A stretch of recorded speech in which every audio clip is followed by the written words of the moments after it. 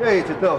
Ô, Silva, ainda bem que você chegou. O Souza me pediu que eu fizesse a medida daquela peça ali. E eu sei que para medir o diâmetro interno, a gente usa um micrômetro interno.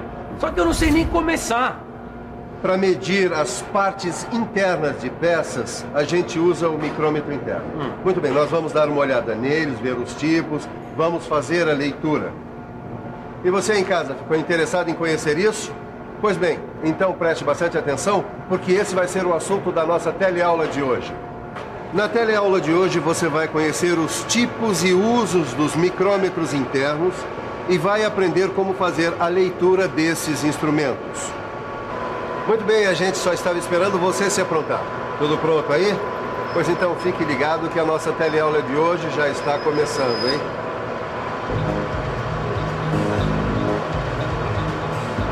Você tem uma ideia de como medir o diâmetro interno deste copo? Nem imagino. Nenhuma. Não. Que instrumento você inventaria para medir a circunferência de dentro do copo? Uma bebida, cerveja. Sinceramente, não sei. Não tenho a mínima ideia, eu não faço a mínima ideia. Medir diâmetro interno já foi um grande desafio para o homem. Imagine então se for necessária exatidão. Aí são necessários alguns instrumentos. Você conhece o micrômetro interno de 3 contatos? Eu já tinha visto esse micrômetro aqui em outras empresas. Esse daqui é o micrômetro de 3 contatos, não é? É esse mesmo. Eles deviam estar fazendo medições de superfícies cilíndricas internas. Mas vale a pena a gente ir mais fundo e conhecer os vários tipos de micrômetros internos. O que a gente está esperando? Vamos lá, então. Existem 2 tipos de micrômetros internos. Micrômetros internos de 3 contatos e micrômetro interno de 2 contatos. O micrômetro interno de 3 contatos, ele pode ter pontas fixas, como estas aqui, ou pontas intercambiáveis, que podem ser trocadas de acordo com o que se quer medir. E o micrômetro de 2 contatos pode ser do tipo tubular ou tipo paquímetro. Olha aqui, Caio. Esse aqui é o micrômetro interno de 3 contatos. A gente só usa esse tipo de micrômetro em peças como essa aqui, com superfícies cilíndricas internas. Esse tipo de micrômetro, ele dá uma leitura rápida, direta e exata. Peraí, deixa eu ver se eu entendi. Eu vou girando aqui e as 3 pontas vão se abrindo até encostarem na superfície da peça. Aí eu faço a leitura. Agora, como é que ele funciona, isso eu não sei. É que as 3 pontas, elas vão se abrindo, mantendo um ângulo entre si de 120 graus, formando um triângulo com os 3 lados iguais. Esse tipo de micrômetro, a gente diz que ele é autocentrante, porque ele se posiciona sozinho no centro do furo. Daí as pessoas que bolaram esse micrômetro fizeram uma relação entre o quanto as pontas se abrem e qual o tamanho do diâmetro interno, que é o valor que a gente lê. Ô Silva, eu tô com esse monte de peças aqui, todas com superfície cilíndrica interna. E eu tô com esse micrômetro aqui, ó, o de 3 pontas de contato. Só que eu não consigo medir nada. Titão, em muitos casos, o princípio da medição pode ser o mesmo. Só vai ter que haver uma adaptação na ponta do micrômetro, em função das características das peças, entendeu? Então, como é que a gente resolve isso? Em alguns micrômetros, a gente pode trocar a ponta. São os chamados micrômetros internos de 3 contatos com pontas intercambiáveis, como esse aqui. A gente troca a ponta conforme a necessidade, conforme o caso. Bom, e qual dessas pontas serve para medir o quê? Por exemplo, esta ponta aqui serve para medir peças desse tipo aqui, olha. Dá para ver? Ela tem o furo roscado. Certo. Tá? Estas outras pontas aqui já foram adaptadas para medir peças como essa aqui, que tem um canal sem saída, tá vendo? Aqui dentro. E assim a gente pode contar com vários tipos de ponta na hora da medição. Como é bem bolado isso, hein, Silva? Mas como é que eu faço a leitura nesse micrômetro? Muito bem, vamos lá. Vamos ver como é que se faz a leitura de um micrômetro de 3 contatos. Você lembra como a gente calculou a resolução do micrômetro externo? Resolução, você lembra, né, Gregório? É a medida que corresponde ao menor deslocamento do fuso. Bom, eu lembro mais ou menos. Eu lembro que a gente pegava o passo da rosca e dividia em partes menores iguais.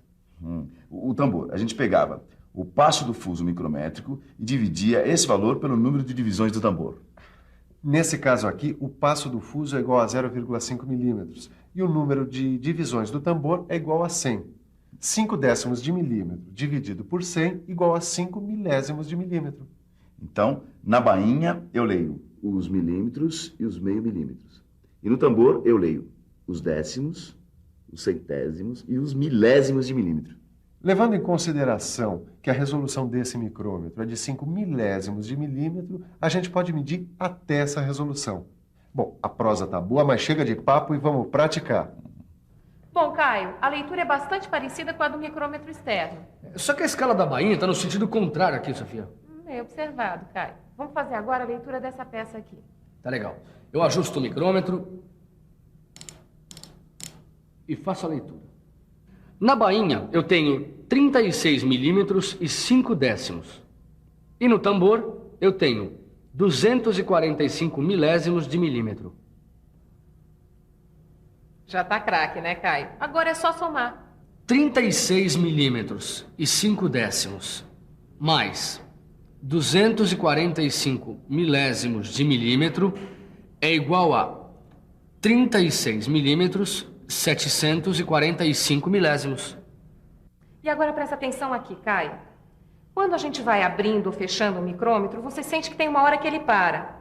Pois então, estes são os limites máximo e mínimo da capacidade de medição do micrômetro. Eles têm que ser respeitados rigorosamente. Senão, o micrômetro ele pode sofrer danos que não tem mais conserto. Não dá mais para usar. E não é só na mecânica, não. Às vezes a gente comete erros por não saber ou não ter informações que não tem como remediar. Que tipo de erro que você já cometeu e que depois não teve mais remédio? Erro. Casar. Sair do emprego. A traição. Perder tudo que eu tinha feito e atrasou todo o serviço, não teve remédio. Tive que começar tudo de novo e se desculpando com a chefia, né? Até hoje eu tô me desculpando com ela. Às vezes, ficar mais atento é o melhor remédio para não se arrepender depois. Pedir conselhos, se informar, perguntar, ler o manual do aparelho, se preparar antes de fazer algumas coisas pode evitar perdas importantes e grandes dores de cabeça. Pronto, quebrou, agora quebrou. Não tá quebrado não, seu Tito. Como não, Silva? Cadê as pontas? Alguém passou aqui e quebrou esse Eu acho que esse micrômetro é diferente mesmo. Desculpa, Silva, pode continuar a sua explicação. Muito bem. O micrômetro de 3 contatos a gente já conhece. Agora, Tito, você já viu um micrômetro tubular ou tipo paquímetro? Não, eu acho que não. Pois muito bem, então nós vamos conhecer. Eles são os tipos de micrômetros internos de 2 contatos. Esse aqui é o micrômetro tubular. A medida é a distância entre as duas pontas. E conforme eu vou girando, ele vai aumentando ou diminuindo. Ele é usado nas medições acima de 30 milímetros. E este aqui é o micrômetro tipo paquímetro. O tubular tem esses alongadores para poder fazer medidas maiores. Existem alongadores de 25 a 2.000 milímetros. Esses alongadores podem ser acoplados uns nos outros. Para cada alongador que eu coloco, existe uma variação de 25 milímetros. No micrômetro tipo paquímetro, a medida é a distância entre esses 2 contatos e ele serve para medidas acima de 5 milímetros. E a partir daí, varia de 25 em 25 milímetros. Ananias, sabe o que é?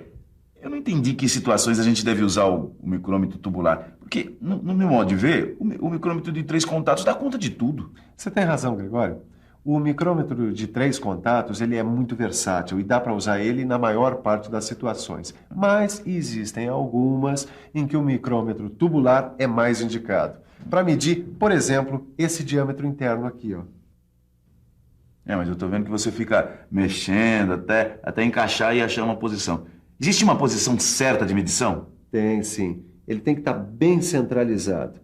Existem várias posições em que você consegue encaixar o micrômetro. Só que cada uma delas vai te dar uma medida diferente. E aí como é que fica? Mas nesse caso aqui é melhor a gente olhar isso aqui mais de perto. Preste atenção e fique por dentro.